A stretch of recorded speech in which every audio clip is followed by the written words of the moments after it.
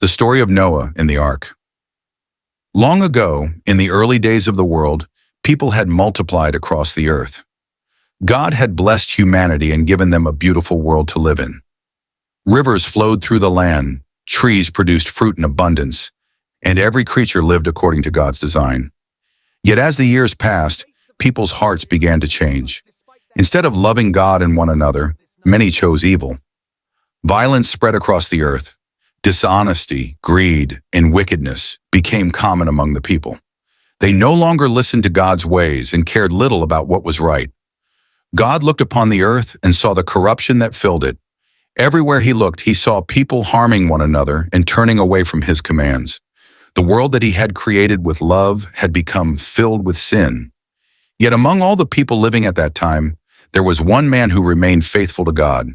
His name was Noah. Noah was a righteous man who loved God and desired to obey him.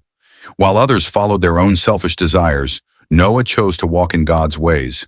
He taught his family to honor God and live according to his commands.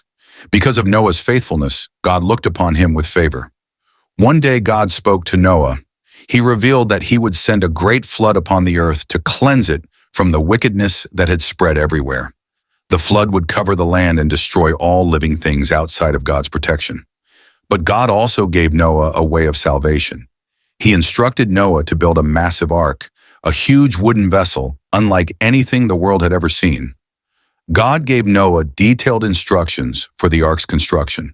It was to be enormous, large enough to carry Noah, his family, and representatives of every kind of animal. The ark would protect them from the coming flood and preserve life for the future.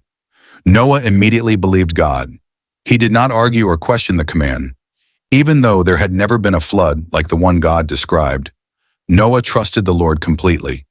With faith in his heart, he began gathering materials and preparing for the great task ahead. As the days turned into months and the months into years, Noah worked tirelessly on the ark. The structure grew larger and larger. People passing by would stop and stare at the enormous vessel taking shape. Many laughed at Noah. Some mocked him openly. Others thought he had lost his mind. "Why are you building such a giant boat?" they asked. "There is no flood coming," they said. "You are wasting your time." But Noah continued working faithfully. He remembered God's warning and trusted his promise. No matter how much people ridiculed him, he remained obedient. Day after day, year after year, Noah and his family labored on the ark, believing that God's word would come to pass. At last, after many years of faithful work, the ark was finished. It stood as a towering testimony to Noah's obedience and faith in God. Then something remarkable began to happen.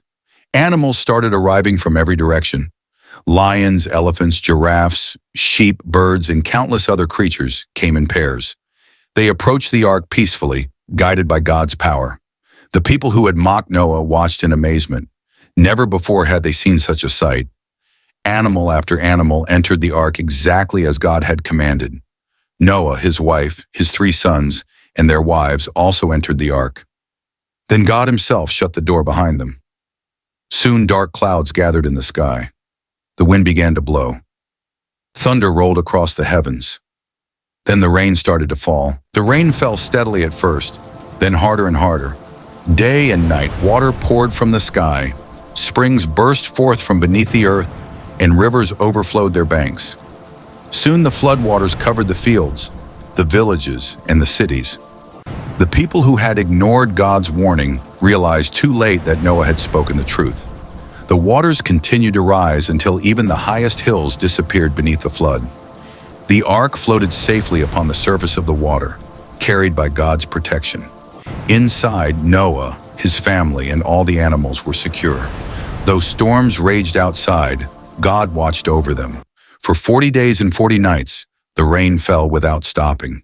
Water covered the entire earth. Everything outside the ark perished, just as God had said. Yet within the ark, life was preserved. After many months, God remembered Noah and all those with him in the ark. He sent a wind over the earth, and the waters began to recede. Slowly the floodwaters went down. At last, the ark came to rest upon the mountains of Ararat. Noah waited patiently as the earth dried. He sent out a raven, and later a dove. to see whether the land was ready. The first time, the dove found no place to rest and return. A week later, Noah sent the dove again, and it returned with a freshly plucked olive leaf in its beak. Noah knew the waters were disappearing. When he sent the dove a third time, it did not return. Finally, God told Noah that it was time to leave the ark. Noah, his family, and all the animals came out onto the dry earth. Their hearts were filled with gratitude. Noah built an altar and worshiped God, thanking him for his mercy and protection throughout the flood. Then God made a covenant with Noah and all living creatures.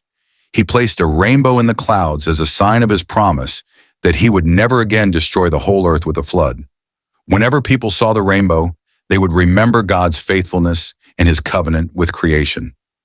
The story of Noah and the ark teaches us about faith, obedience, and God's mercy. Noah trusted God even when others mocked him. Because of his faith, he and his family were saved. The rainbow remains a reminder that God keeps his promises and watches over those who trust in him.